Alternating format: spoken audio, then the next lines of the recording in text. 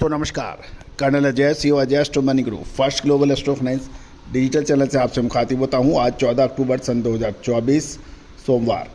दोस्तों मेटल, चाहे वो कॉपर हो, एल्युमिनियम हो, जिंक हो या फिर स्टील, इन सभी पर अपडेट देने वाला देश का पहला चैनल फेरस और नॉन फेरस के ऊपर। दोस्तों आज स्टील के ऊपर हमारा अपडेट भी देखना ना भूलें।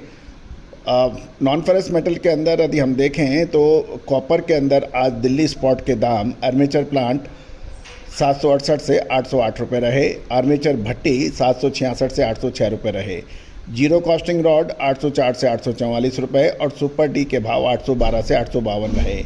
CCR 825 से 860 रहा और CC रॉड 855 से 910 रुपये के बीच में भाव रहे।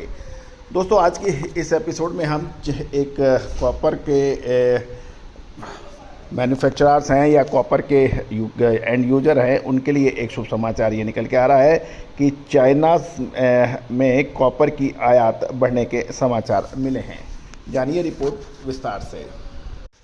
चीन के तांबे की आयात सितंबर महीने में 15.4% बढ़ गई है और ये इसका कारण मांग में बढ़त बताई जा रही है। दूसरी ओर चाइना ने आज अपने स्टिमुलस पैकेज भी घोषणा की है। साथ साथ एक बड़ी मात्रा में ट्रेजरी बॉन्ड्स भी इशू की हैं। इससे चाइनीज़ इकोनॉमी बेहतर होने की उम्मीद लगाई जा रही है और ये एक शुभ संकेत माना जाना चाहिए।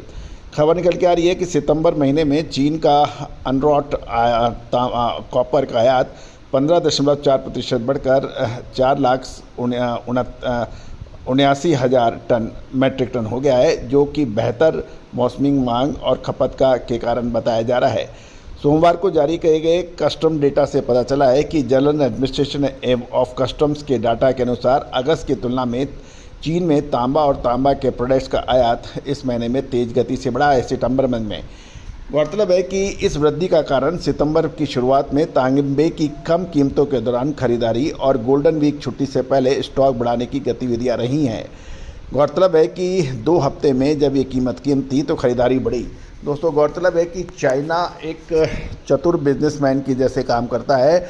जब दाम बिल्कुल कम होते हैं वो बड़ी खरीदारी कर लेता है, इससे उसको फ़ायदा रहता है। और ऐसे ही हुआ जब लगभग 2 हफ्ते में तांबे की कीमतें पिटाई खा रही थी और गोल्डन वीक की छुट्टियों से पहले उन्होंने अपना स्टॉक नीचे दामों में अच्छी तरीके से खरीदा। गोल्डन वीक से पहले स्टॉकिंग गतिविधियों के चलते घरेलू उपकरण और ऑटोमोबाइल जैसे तांबा उपयोगी प्रोडक्ट्स को बढ़ती हुई मांग का समर्थन मिला। इसके अलावा ग्लोबल तांबा कीमतों में वृद्धि के कारण आर्बिट्रेज का भी अवसर खुला, जिससे चाइनीज़ व्यापारियों को आयात के माध्यम से मुनाफा कमाने का अच्छा सुनहरा मौका मिला, जिसको उन्होंने कैश किया। दोस्तों मेटल के अंदर, मेटल और एग्रो कमोडिटीज़ के चाइनीज इसके साथ साथ Australian, Canadian and American subscribers हमारे चैनल को लगातार इसको सब्सक्राइब कर रहे हैं और हमारी विशेष रिपोर्ट भी वो प्राप्त कर रहे हैं। और दोस्तों भारत से अमेरिकन, चाइनीज, जापानीज और साउथ कोरियन व्यापारियों को और इंडस्ट्रियलिस्ट को भारत एक ऐसे रिसर्च रिपोर्ट का प्रोवाइड करने वाला देश का पहला channel Ajay astro money group. आप भी यदि मेटल के डीलर हैं या फिर स्टॉकिस्ट हैं या फिर मैन्युफैक्चरर्स हैं तो आप भी हमारी विशेष रिसर्च रिपोर्ट का फ़ायदा उठा सकते हैं। गौरतलब है कि सितंबर में चीन की आर्थिक प्रोत्साहन नीतियाँ जैसे कि ब्याज दरों में कटौती, घर खरीदने की पाबंदियों में ढील ने भी तांबे की डिमांड को बढ़ावा दिया। साथ ही अमेरिकन फेडरल रिजर्व द्वारा ब्याज दरों में भारी कटौती ने भी ग्लोबल मांग को बेहतर किया, जिससे तांबे की कीमतों को बेहतर दृष्टिकोण मिला। घटते घरेलू स्टॉक्स ने भी आयात की मांग को बढ़ावा दिया। शंघाई फ्यूचर एक्सचेंज पर डिलीवरी होने वाले तांबे का स्टॉक सितंबर अंत तक लगभग जो रहा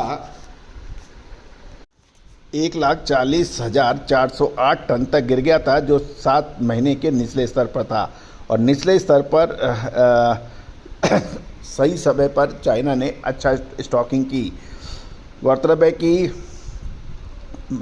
हालांकि सितंबर में चाइना का कॉपर का आयात का आंकड़ा पिछले साल 4,80,426 टन के करीब था।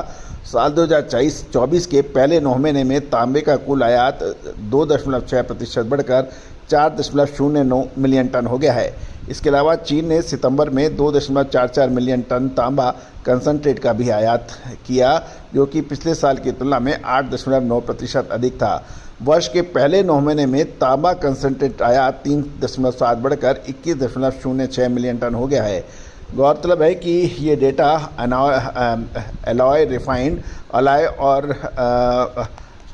अर्धनिर्मित तांबे के उत्पादकों के आयात को कवर कर रहा है। दोस्तों, उम्मीद है कि आपने ये सभी जानकारियाँ आपके लिए उपयोगी साबित होगी।